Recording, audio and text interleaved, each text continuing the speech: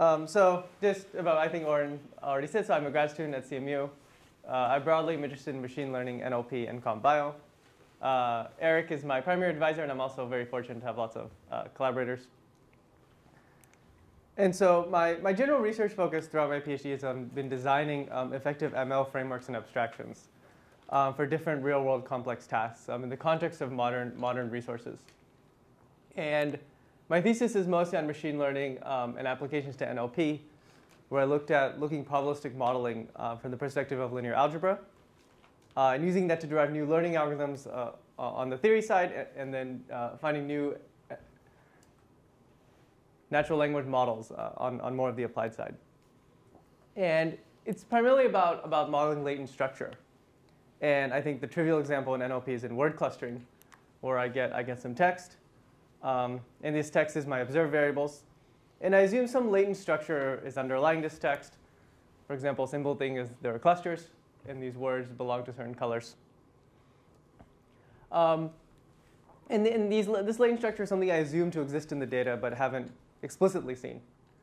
And it's a very powerful modeling tool, so it's in lots of NLP applications like sequence modeling, document analysis, topic modeling, parsing, machine translation. But the common underlying algorithmic challenge is that learning becomes very hard. So traditionally, you run something like EM or some kind of non-convex method. And so you get stuck in some local optima, and you run some random restarts or some other tricks to try to get yourself better. But in general, really, there's no guarantee that you've got the globally optimal solution. And so I worked on the theoretical component of my thesis. I worked on formulating these kinds of problems through linear algebra and tensor decomposition to give provably consistent algorithms. They give about a 1 to 2 order of magnitude speedup over things like EM or optimization-based solutions. And then I generally, I didn't apply those exact algorithms. I kind of used those general insights to develop new models for unsupervised parsing and language models. So we're mostly going to talk about these kind of three aspects in this talk. But I think just to give a brief highlight of my other work, I'm also interested in knowledge extraction, and I've worked on, and in the context of biomedical research articles. And there's something a little different, but basically you look on the internet, you have lots of online repositories like PubMed. PubMed has about 20 million abstracts.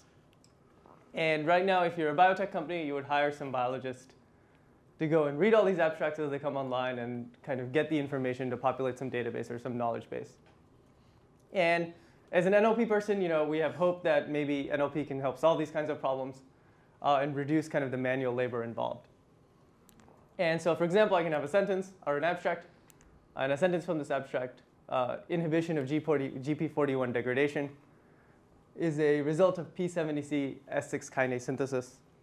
And this is associated with the following semantic or event tree here, where GP41 degradation means the event catabolism of a particular protein. And there's a higher level event, which is that this catabolism is being negatively regulated. And then the cause of this is the expression of P70S6 kinase. And so it's kind of like relation extraction, but in a nested or a structured scenario. And kind of the key kind of underlying problems in this, and a lot of domains like this, is that someone needs to go and annotate these trees for each sentence. And this requires someone that knows some underlying biology, because there's actually quite a bit of subtle things that the same word can mean transcription or negative regulation depending on which context it appears in. And so we proposed a distance supervision approach, where we took existing distance supervision methods that apply to kind of binary relations like freebase, and generalized these techniques to the complex knowledge extraction scenario using graphical models. And essentially, this amounts to you don't annotate each abstract individually. Instead, this doesn't work here, but this one will work, I think, just in case we need it. Not annotating each abstract individually, but just assuming some database of existing knowledge, for example, known protein interactions like KEGG pathways, that can give some weak supervision or weak guidance to solving these kinds of, to giving weak supervision to this problem. And so our method is pretty competitively gets It does better than about 19 of the 24 supervised systems in the shared task competition in 2009. It doesn't quite beat the best one, but I think it's pretty promising for a method that doesn't require full supervision. And I'm also interested in ML and biology, which is maybe of less interest to this audience, so I won't go into it that much. OK, so this is the little outline thing at the bottom, so I don't have to keep showing the outline. But basically, first I'm going to discuss some brief background to kind of motivate the theory part of this talk, and then discuss the two NLP applications, unsupervised parsing and language models, and conclude with some future work. So as mentioned, the talk is about probabilistic modeling. You're just about modeling uncertainty among random variables. And it's key to lots of advances in AI and different applications. And graphical models are a nice framework for this kind of problem. You visualize these dependencies as edges and nodes in a graph, where more edges generally means more dependencies or less independence assumptions. And there's certain kind of key aspects to this process. So the first is that I get some data. And if we have an observed model, all the data is observed. So I see samples or measurements of all my variables. And this makes modeling easy, because when I see all the variables, all the models that I build are identifiable, in some sense that when I maximize the likelihood, there'll be a unique set of parameters that was the most likely for this model. So everything is good. And algorithmically, I need to do some learning. So one type of learning is structured learning, where you infer which edges exist in the model from the data. And if you want a tree, the child algorithm or max spanning tree can give you the optimal tree. And parameter learning is also tractable. My likelihood is convex. I just run out the likelihood I get to the globally best solution. And inference, if it's a tree, you can do exact inference with belief propagation. If it's not, I think there are kind of well-studied algorithms on how to do approximate inference. And so when all the variables are observed, everything is kind of nice and happy. But this often doesn't let you build good models. So let's just say I have a toy problem. I have a patient in a doctor's office. And I have some variables. These are the observed variables and the symptoms that I would like to model. He could be sneezing, have a fever, body aches, fatigue, et cetera. And it's very bad, of course, to assume they're all independent, because they're not. And now I could say, well, OK, I can add some edges. But intuitively, I feel that actually they're all kind of very much dependent. So then I would feel, well, maybe I want to add all the edges. But now I've made the model computationally not tractable, because I have a clique. So none of these models are very good, even from the perspective of modeling or from the perspective of algorithmic learning, or et cetera. And this is where latent variables can really help. So essentially, there's some simpler explanation underlying this data, typically what diseases or illnesses the patient has. And so I can assume that the patient has 0 or many diseases. The symptoms can then be assumed to be conditionally independent based on these diseases. So maybe I can have 3 diseases, which are the orange nodes here that are latent variables. You don't observe them in the data, but you assume them to exist.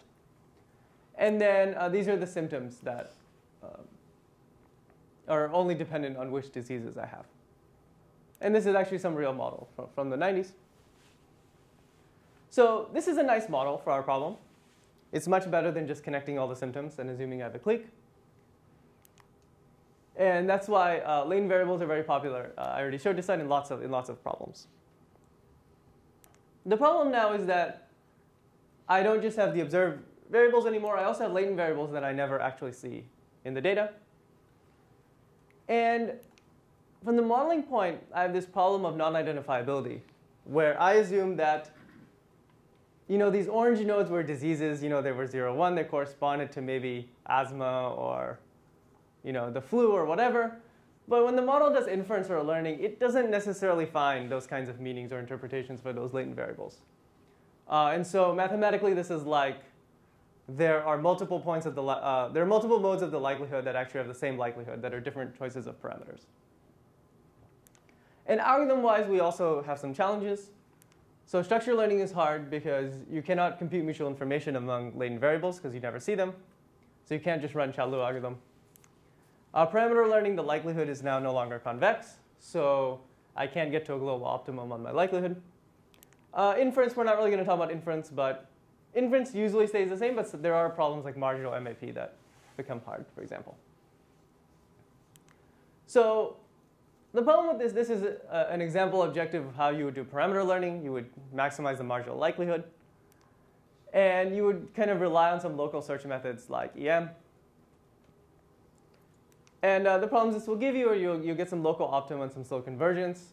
And you'll no longer really get statistical consistency that you got in the observed case. So as the number of data points goes to infinity, I'm not guaranteed that I get my correct set of parameters under the underlying model assumptions.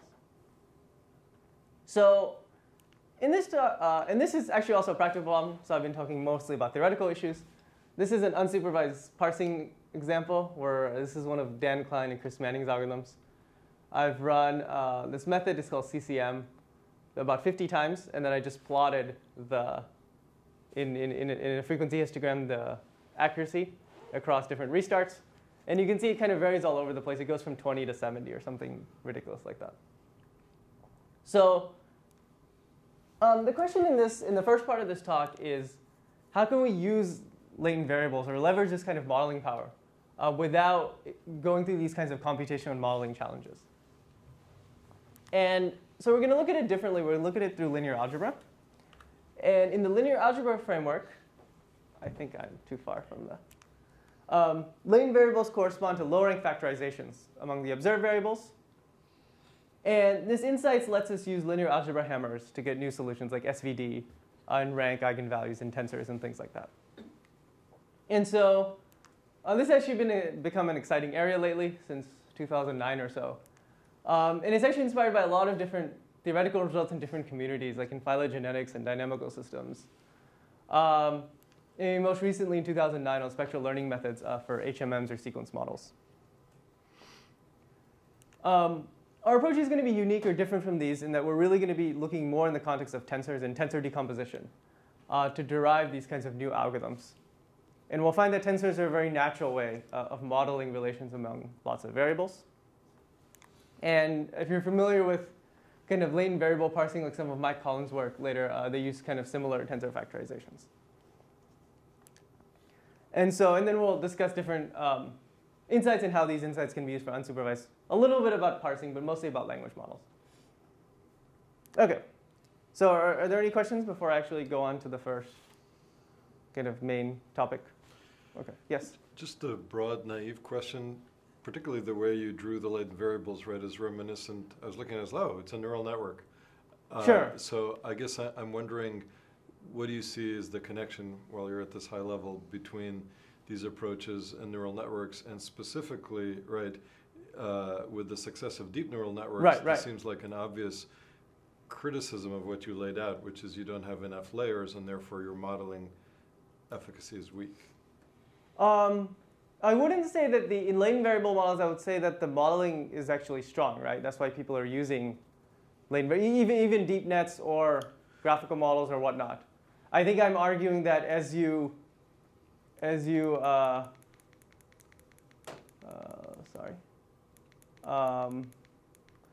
you've made the modeling stronger, but then what you've traded off is that these things become harder. The algorithms as well as the identifiability issues become harder. The point I was trying to make is adding the latent variables makes the modeling stronger relative to a flat model, like yes. you were showing earlier. But I'm saying, but it's weaker than having additional layers of latent variables. Sure. But this could also, you could draw it with additional, you could write a neural net as a graphical model too also, right? I guess that's the question I'm asking. As a graphical model person, I would say, I think if you ask a neural net person, I believe they think that all machine learning is a subset of neural networks. As a graphical model, I would argue that, neural nets are special activation functions on a latent variable model, right? I could write, is there a board? This one? I think you can write, this would be like a deep, these are my neurons, right? And they go to different, in a convolutional net, maybe they're not all connected, right? Something like this, right? And and then these are my observed pixels or whatever at the bottom. So I think what distinguishes neural nets a lot from graphical, in neural nets they pick weird activation functions, like ReLU and things that are like very, very kind of nonlinear. And typically in graphical models, people don't do that as much. They're just like, oh, this has discrete numbers of states, and this is some conditional probability table. So I would say that I think in vision and applications where, they've had a lot of success in vision and speech, right? Because in vision and speech, these things are real valued. So it's very natural to use these kinds of complex activation functions. I think, people may do, but I feel in NLP the results are not as good because, in NLP your words are discrete.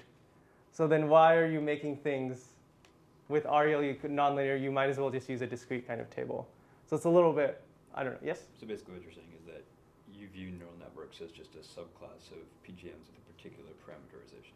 Yes, but I think that PGMs, the framework doesn't handle these kinds of activation functions very well.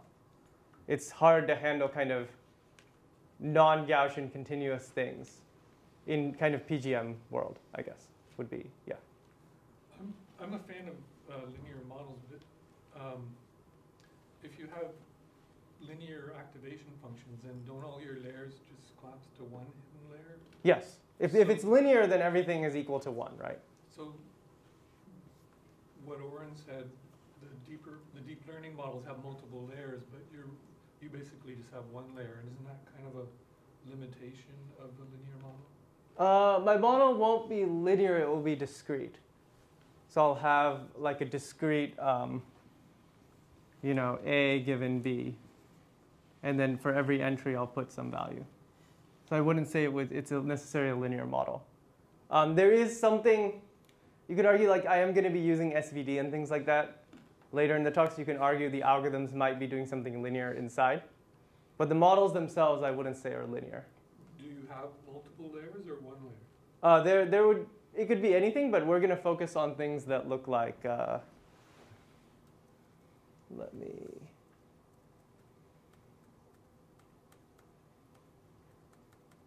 going to focus on things that look like this. So there are multiple layers, I guess, but they form a tree. So they don't, or the edges don't cross. But the word layer is not really necessarily meaningful in general purpose graphical models, right? I mean, because yeah, it's all a graphical model, yeah. Unsupervised, an observed variable going to a direct, observed variable going to an unobserved variable. So I think that if you're speaking about general probabilistic graphical models, layers it's not necessarily something that is a term that makes sense.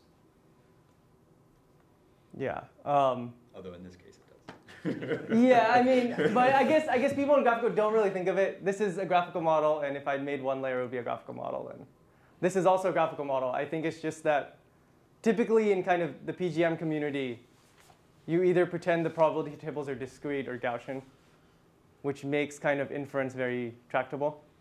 In neural networks, you have these other kinds of activations, which maybe is harder to use graphical models tools on them. There's still an intuition here that you haven't addressed. Yes. Maybe it's a little bit difficult to address, without getting into the mathematics. Let me just try to ask the question again and see if you can address it. So first of all, when you talk in general, like Mark was just talking, sure, you have some language and you can express lots of things in that language and you can't say very much. That's also true of, if I talk about, I don't know, English in general. What does an English sentence say? Can't say, right? It could say anything. However, when you are looking at a particular application and you look at a particular class of PGMs, then it has some properties, like you were saying about in the continuous case. And So the question that I was trying to ask, which is close to what Peter was trying to ask, is it seems like there's a strong intuition that's emerged recently out of the deep neural network class of models that adding layers over the latent variables, where, say, layer 3 summarizes the signal and tries to find what's latent in layer 2, seems to have some value. Yes. That intuition is a bona fide intuition, and the question I was trying to ask is, in the specific classes of models that you've explored, do you have a correlate for that intuition? No, so the specific, we're going to talk about this model. So in this model, there is not, there are layers, but the layers don't aggregate signals across. I guess you can argue that, yeah, H1 is, you know, H2, it has information about the things below it. But I think in a neural network, you would actually have cross edges here, right? You would typically, so that's not in the models that we consider. Right, so yes. Is that something that you're worried about? I do, in some sense. Like, I think, you know, this is more the theory part of this talk. So you want to restrict classes of models such that you can get kinds of algorithmic solutions that have some kind of bounds. Once you add edges that float around all over the place, it becomes harder to kind of get that theory end-to-end framework going. I think in practice, you know, when we get, well, here we're also not going to, we're going to use a different kind of model when we do language models. I think developing loopy algorithms for loopy spectral methods is, you know, a current challenge. I can't say that I've solved that challenge. We'll discuss a little bit of intuition on that, but not much. OK, so where were we? So this is kind of a notation slide, but it's actually kind of important for this talk. So this is the chain rule, as we all know. But I can write it in matrix form. And now what happens is that the, now I need the pointer. So this is the probability vector of y. So this is if y takes on a discrete number of states. This is 1 through k. And this is the conditional probability matrix of y given x. So y is on the rows and x is on the columns. And this is the probability vector of x for different values of x. And now you can see that compared to the scalar case, when you do matrix multiplication has a summation in it. So you actually marginalize out x implicitly. So you just get y. So this is kind of a nice thing that we'll be using later when I write out matrix multiplication. So as mentioned, we're going to focus on this class of models where the blue nodes are the m states. Sorry, the blue nodes are observed. They have m states each. And the orange nodes have k states each, where m is generally bigger than k, but it doesn't have to be. So the question is, here I've written out the model like this. And when you write out the model with h implicitly, then you are introducing kind of this explicit variable here that makes kind of the non-convexity a problem. But what we want to do is we just want to say, well, what relationship does h encode among x5 and x6 in this model? And can we implicitly model h among the dependence between x5 and x6 without having it explicitly there? And when we just have two variables, let's say we just have x1 and x2, what we can see is that if the matrix on the left is the joint probability matrix of x1 and x2, then I have x1 given h, and then this thing here means I took the marginal probability vector of h and I put it on the diagonal of the matrix. And then I had the probability matrix of x2 given h transpose. And if you do some math, you'll see that the right side equals the left, because the matrix multiplication will sum out h. And now everything on the right has rank less than or equal to k. Because this is an m by k matrix, this is a k by k matrix, and this is also m by k. So everything has to be k or smaller. And so the product of 3 rank k matrices is also rank k. So this was an m by m matrix, and it was rank k. So it means that this latent variable h, depending on how I set k, is controlling the rank of this matrix here. And so when I have two variables, everything is nice. The latent variable encodes some low rank structure between my two variables. Now the question is, how does this generalize to lots of variables? And so here, this is where tensors come in, because tensors naturally extend matrices to multiple orders. So here I have a first order tensor that's going to be a vector. It's going to refer to one variable. This going to be a second order tensor or a matrix. It will be 2 variables. Third order tensor is a cube. It's good for 3 variables. And then higher order tensors with circles. I'll just put the number there of what it is. And just like you can multiply matrices together, you can multiply tensors. So this is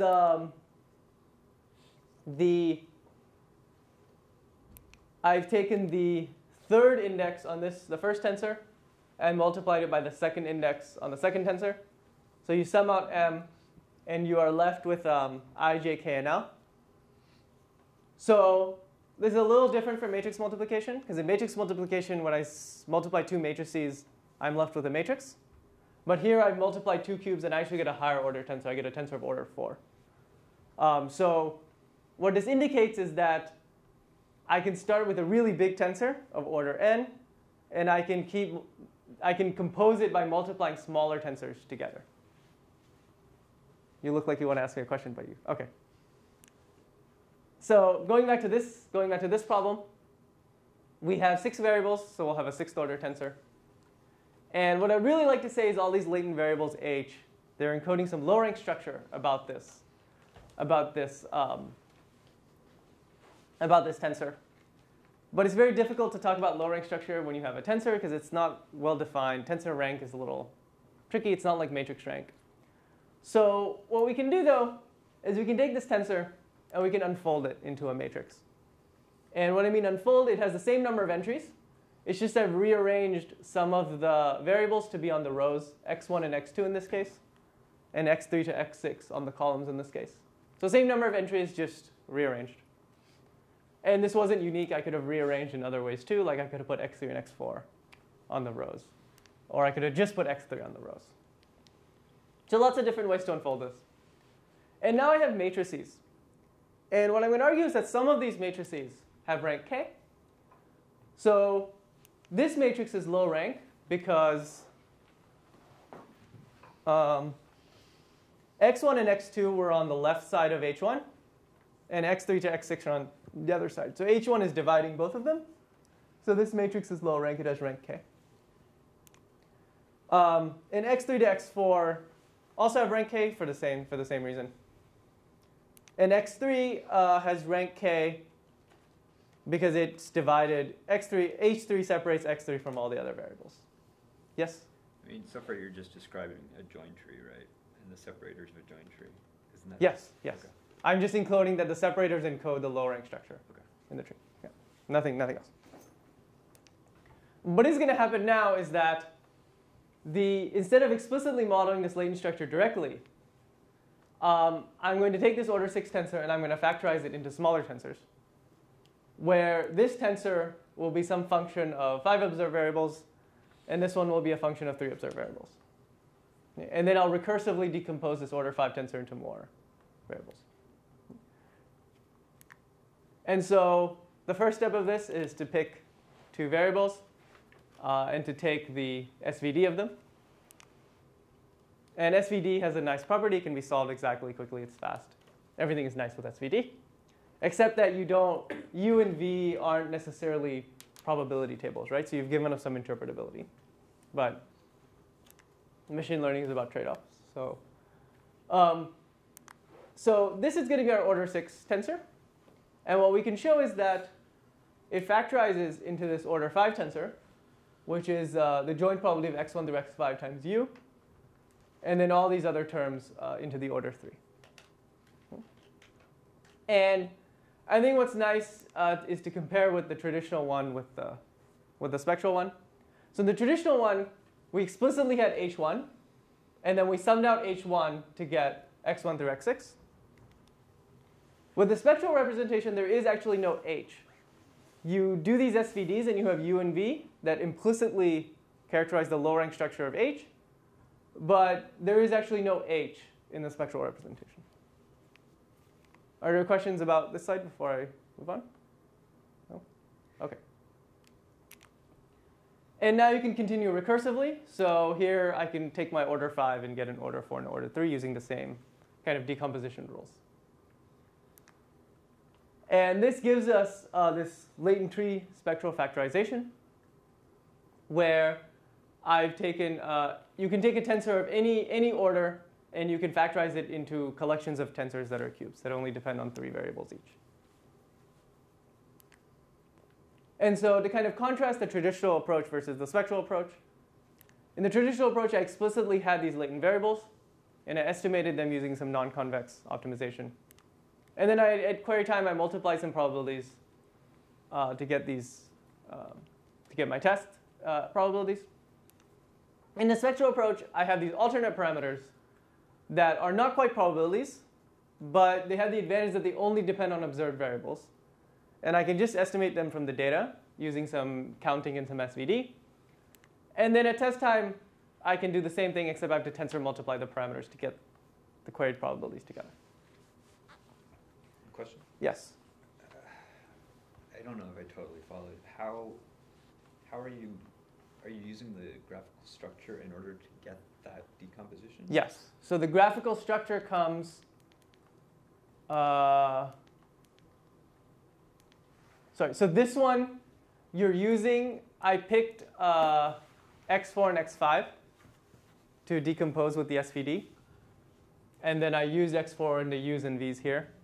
So this is intuitively like you've used kind of the low rank between x4 and x5. So if you use that relation in the graphical structure, and then when you do further steps in the decomposition, you'll use other latent variables. How do you choose the ordering? The theoretical answer is it doesn't matter. It doesn't matter at all. That's why I said theoretical. So in terms of what is, like if I have infinite amounts of data, then it doesn't matter. In practice, you will do better if you pick variables that are more dependent. So you pick, it depends on what the actual, but you pick like, I want x4, I'm taking the inverse of x4 and x5. So I want it to have the highest rank possible. So I want x4 and x5 to be as dependent as possible in the tree. So there are empirical choices, but they don't affect the theoretical bound in some sense. Yes? Could you go to the previous slide? One more. The one with the tree, the structure. Yeah. Yes.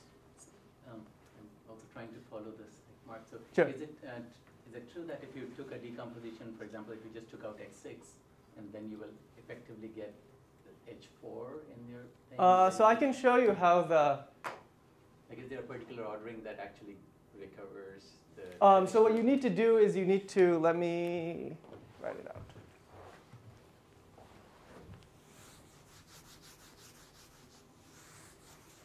So I had this x1 through x6. And so the tree looked something like this, right? And what I do is I pick I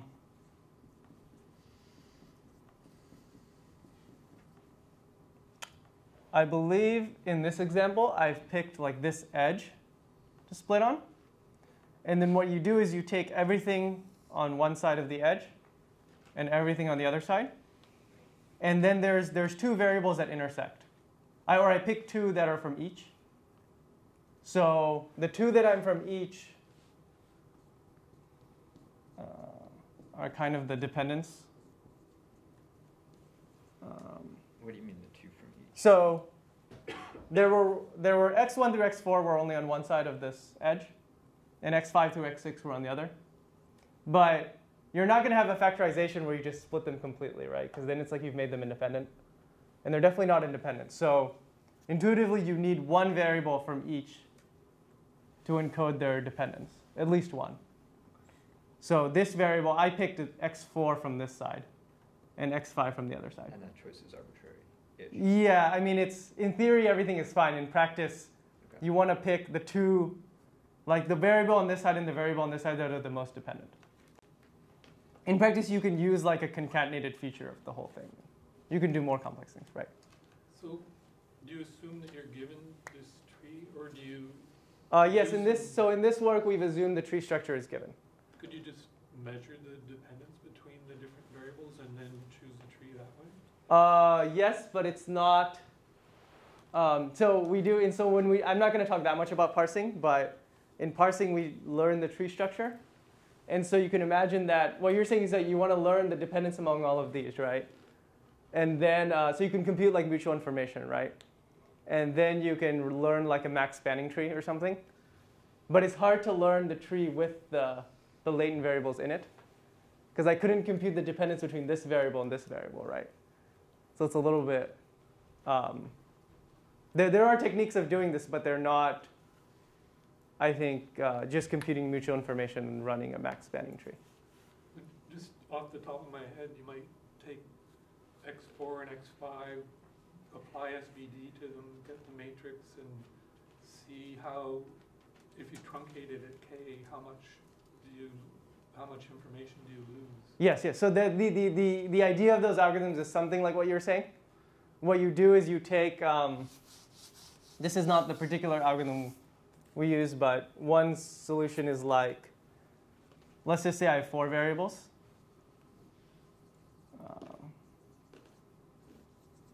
This is, and I don't know the structure. So I want to find which 2 are closer together and which 2 are farther apart. So maybe this was a 3, or maybe it was a 4. You don't know which one it was. So you can look at, kind of like what you're saying, I can look at different collect groupings. So this is like one grouping. And I can take SVD, I can see what the rank is. Then I can try maybe 3 here and 2 here instead. I can see what the rank is. I can do it for all the combinations. And then I'll find, oh, well, one of them is the lowest rank, and that's the correct structure. So there is some, so kind of like what you're saying is. Anyway. So what did I want to show here?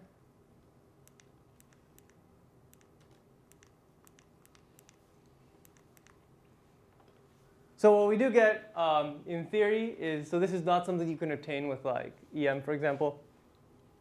You'll get that under certain model assumptions, the error is bounded by these quantities on the right, which are a function of the tree topology. So certain tree structures are harder. And the number of samples, obviously more samples is better. And then there's alpha quantity, which is the kth singular value of certain probability matrices. This is kind of unique to spectral algorithms. It's related to some of the statistical trade-offs you've made in doing spectral learning.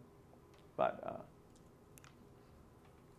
so empirically, these are some synthetic results. So I've generated some data that fits the model assumptions.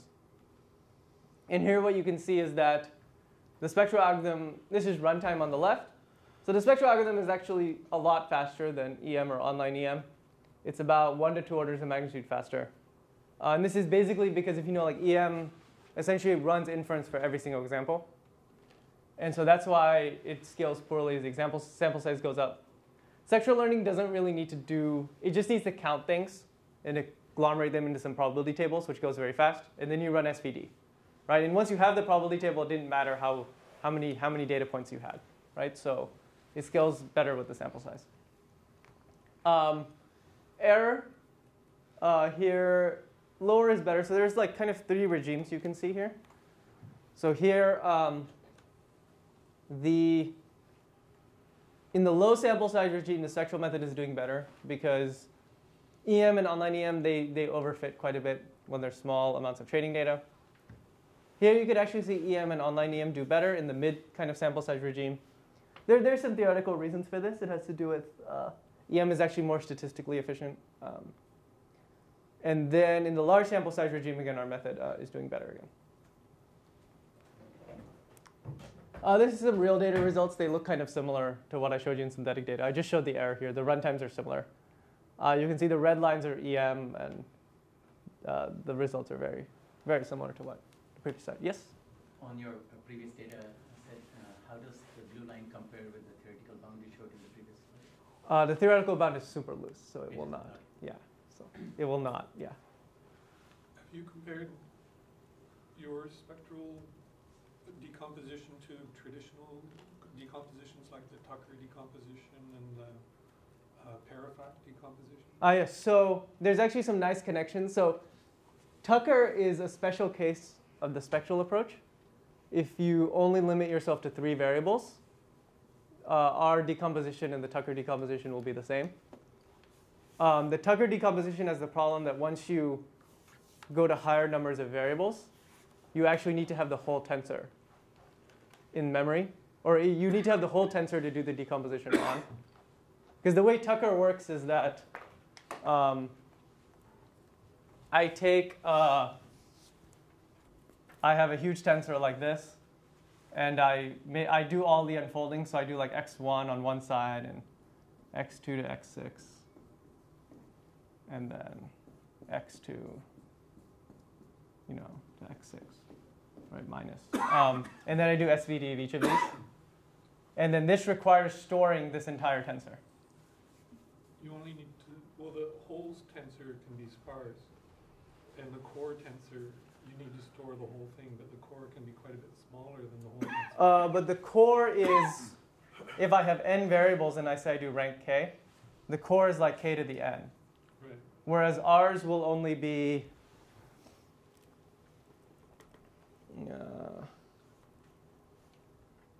ours is only at most a cube, so it's like k to the third, regardless of n. The other one, Parafac is actually like EM. It's the same. It's almost the same kind of decomposition. So yeah, there are relations to tensor, but I think so. The things I've compared to generalize to n variables, whereas the things in the tensor community. What do you see empirically, like the graphs that you showed us? Where would Tucker and Parafac fall on those graphs? It's hard to say, right? Because here I have like 40 variables, right? So like Tucker won't be able to do anything in these. It would also do, the error would be very small. I mean, would be very high, right? Because Tucker would build some huge core tensor, right? Yeah. Parafac? Parafac traditionally is also, Parafac does something like, Parafac is essentially assuming this model, right? It's assuming there's one latent variable, and then there's a bunch of observed variables connected to it. I'm just watching the time. You have 15 minutes. Oh, okay. Maybe we'll discuss it offline then. But Parafac is related to EM. It's a subset of EM. Okay. So since I have 15 minutes, we will... I do have one really quick question. Sure. The actual non-toy result does Yes. look different, doesn't it? Like on the right. Does it? The blue line is higher. So here the blue line is the same, right? Well, on the splice data set. On the splice data set, it's better for the small sample size. Yeah. And then it's higher for the mid sample size. Oh, this is considered mid. Okay. Yeah, which is what I had here too. Got it. Okay. Yeah. Sure. Okay. So let's move a little bit into NLP. So this does work very well for unsupervised parsing, but I don't have time to show you. What I do have time to show you is language models. So we'll talk about language models. Okay. So this is a little bit different from this more theoretical part of this talk. What I want to talk about is how you can put low-rank structure into language and language models. And so language modeling, very simple task. You just evaluate probabilities of sentences. So I get a phrase, spectral methods are awesome, it has a particular probability. I see another phrase, spectral methods are boring, and it has, I would hope, a lower probability, but you may disagree after this talk. And this is useful in lots of it's core in lots of applications like autocorrect on your phone. You might type something like this, and there's lots of choices of these different words. And it's hard to say, when I look at each word, what the correct one was. But the language model will evaluate all the phrases, and we'll score each phrase, and we'll say, well, actually, this is the most likely phrase in English. And machine translation is similar. This is he reserved a table for 2 at 8 o'clock. And mesa means both table and desk in English. But the language model will say, no, I booked a table as the right phrase. Speech recognition is another one that I won't discuss. So NGAMs are actually the most popular language modeling technique for a long time. And they assume the joint distribution of words follows an nth order Markov chain. So here we have the chain rule on the first line, and on the second line, I've just assumed that I'm only dependent on the previous n-1 words. So we like linear algebra, so this is going to be our 1 gram. It's going to be a vector. It's just going to be the count of the current word, wi. And this is, let's say the vocabulary is 10 to the 5. So this is about a 10 to the 5 long vector. This is the bigram. The bigram has 10 to the 10 entries, so it's sparse. And this is the count of the current word and the previous word. The trigram is a tensor or a cube, and has 10 to the 15 entries. And this is the count of the current word and the 2 previous words. And the problem, as you can see in the picture, is that there's a huge data sparsity problem, right? It's made worse. Language follows power law curves. So most of your counts are like 1 or 0, and everything. Like there's very few that are like 10,000, right? So in language models, the typical way of doing this is to use smoothing, where I alleviate the data sparsity problem by I first look at the higher order n-gram, and I say, oh, look, I found a 0. Let me go back to my lower order n-gram. And look, I still have a 0. I'll go back to my unigram, which we'll say is dense. And this is kind of good, but it's not the better thing to do. The better thing to do is to say, oh, look, I backed off on this trigram. I should change my lower order distribution to condition on the fact that I saw a 0 here. And this is what Kneser Ney does, and kind of the reason that Kneser Ney is very successful. So Kneser Ney essentially says that you need to change the lower order distribution to reflect the fact that you backed off, and that you're only using it when you're backing off. So let's say I have 2 words, York and door. York follows only very few words, like New York, but door follows lots of stuff. The door, red door, my door. And so if I saw a 0 in my bigram, the chances are that York is not going to follow this rare word, because it doesn't follow a lot of stuff. But door follows lots of things, so door might follow this rare history that I have. And so mathematically, the probability of door condition that I backed off on wi minus 1 is greater than the probability of York condition on the fact that I backed off. And Kneser Ney alters the unigram to represent this conditional probability, which I'm going to use this color change for. So mathematically, you could depict the Kneser Ney unigram to be, instead of the counts over the normalizer, to be this alternate count called the diversity of wi's history, which is the number of unique words that precede wi over the normalizer. And so it's like altering the counts. And the advantage of why n-gram models are so useful is that they're very fast. So every n-gram is a constant time lookup, and so I only have O(n) test complexity. And typically, small context sizes or small history sizes are very sufficient for getting good performance. The disadvantage is that there's no notion of similarity among words in n-grams. So I had a rare phrase like house given decrepit. And now I saw a 0 because decrepit is a rare word. I have to go back to house. And what I really wanted to do is use some similar words, like old house and shabby house and things like that, and kind of put them into a common, into a coarser grained kind of bigram, right? But this is in some sense latent structure, because it's not observed directly in the data, but I think that there's something here. And a lot of people think there's something here. Neural nets are popular recently. They get a common representation of these words through in some embedding. The problem is that all these kinds of methods give up the computational benefits of n-gram methods. So typically, like in a neural net, you're going to have some partition function that you need to sum out every time you query the new word, whereas the n-gram model just has constant time lookup, essentially. So the question in this part of the talk is, how can we leverage latent structure while still preserving the scalability of n-gram methods? And we're going to use, what we're going to do is instead of taking an orthogonal approach to n-grams, we're going to generalize n-gram models to allow for non-integer n, where these like 1.5 grams will be these in-between things between a 1 gram and a 2 gram. That I'll get to later in this talk. And our methods can outperform Kneser Ney while maintaining computational scalability. Yeah. So I went through Kneser Ney because what our method does is it essentially generalizes all these different aspects of Kneser Ney. So I think the most important one is the first one. And essentially, Kneser Ney uses 1 grams, 2 grams, 3 grams to make its ensemble. And we want more than that. So the bigram is this full rank matrix empirically. But independence means rank 1. So if I know that wi and wi minus 1 are independent, then the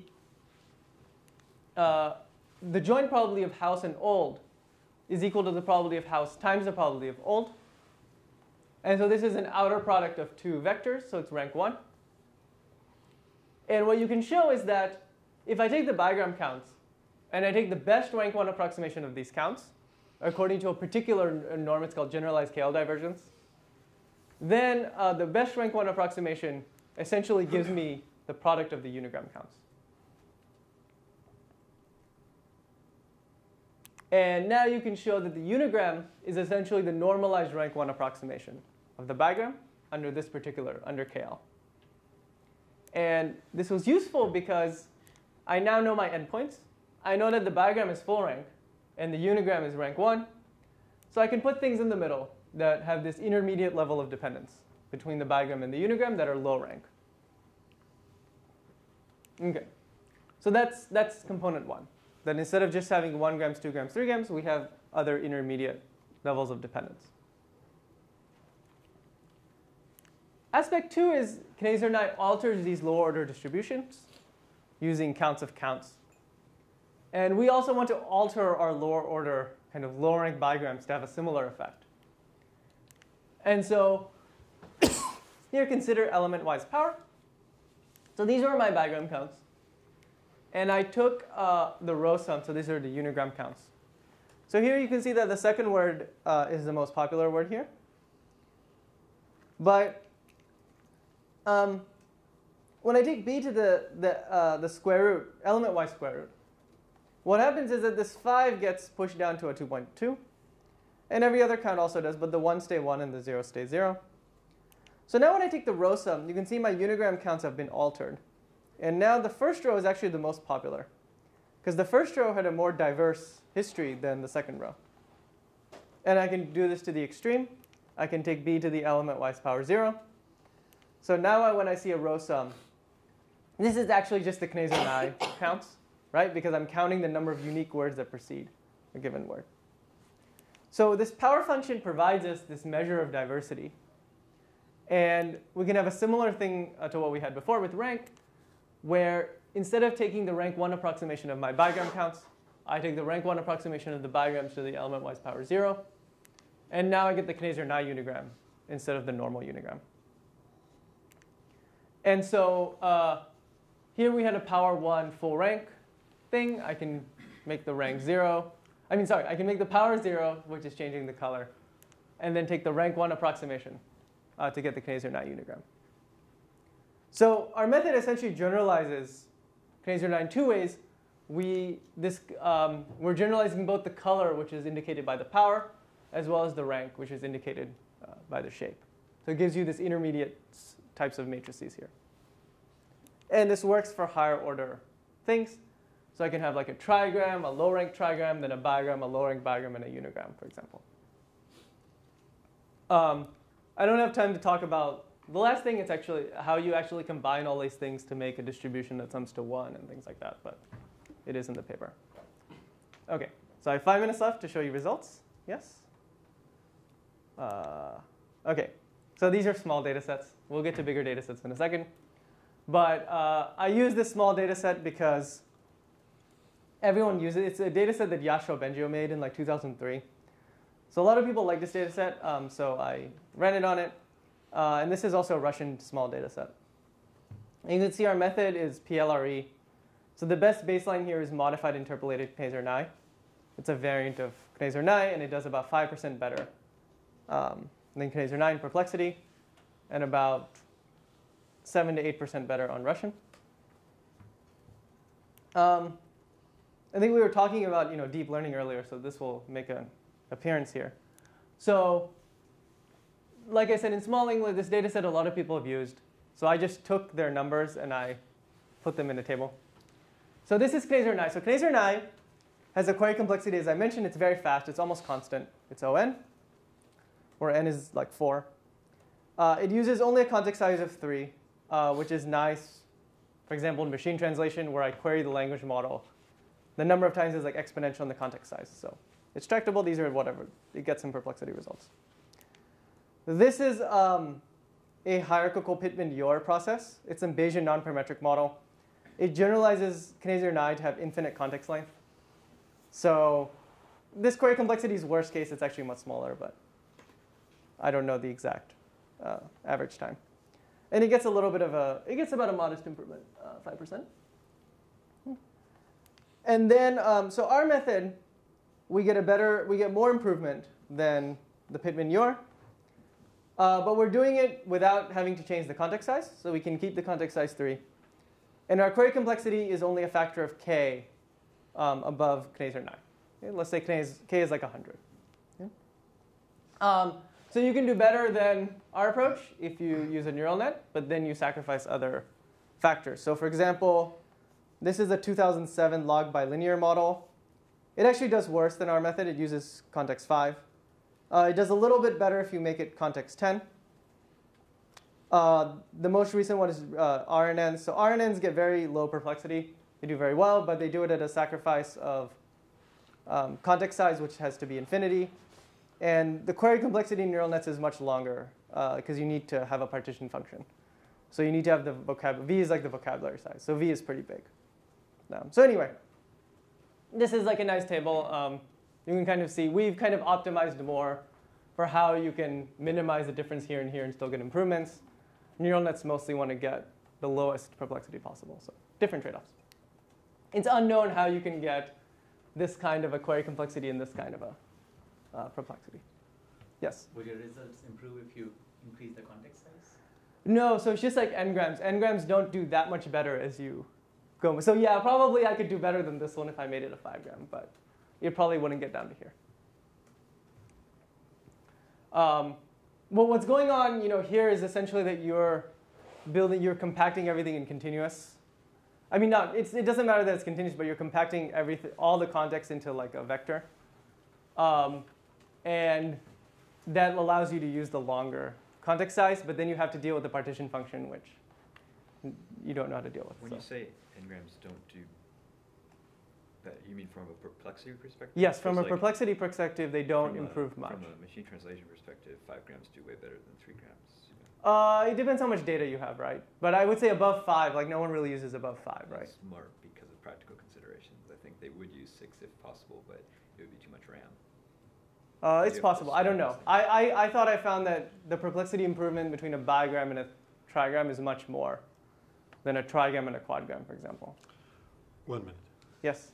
Oh, 1 minute. OK. So I just want to show large data sets. We get kind of the same performance. So these are billion-word data sets. I use kind of a 4-gram model. It takes a few hours to train on 8 cores, so it's pretty scalable. I think the English improvement is a little smaller. It's about 3%. But the Russian improvement is larger. It's like 9%. And machine translation. Machine translation, it's an English to Russian task. So we're only going to use one language model, either our model or the Kneser Ney model. So here we get a modest improvement. It's like 0.16. So it's not that much. It is consistent. So if I run it 10 times, you'll always do better. This is an interesting, if I wasn't going around giving talks, I would work on improving. I think the interesting thing in how you improve these kinds of things is that you condition on the source. So you build a conditional model like on the target given the source. So it would be interesting if you do that in our kind of approach. So I did talk about that. So I think I will stop because I'm at 11:01.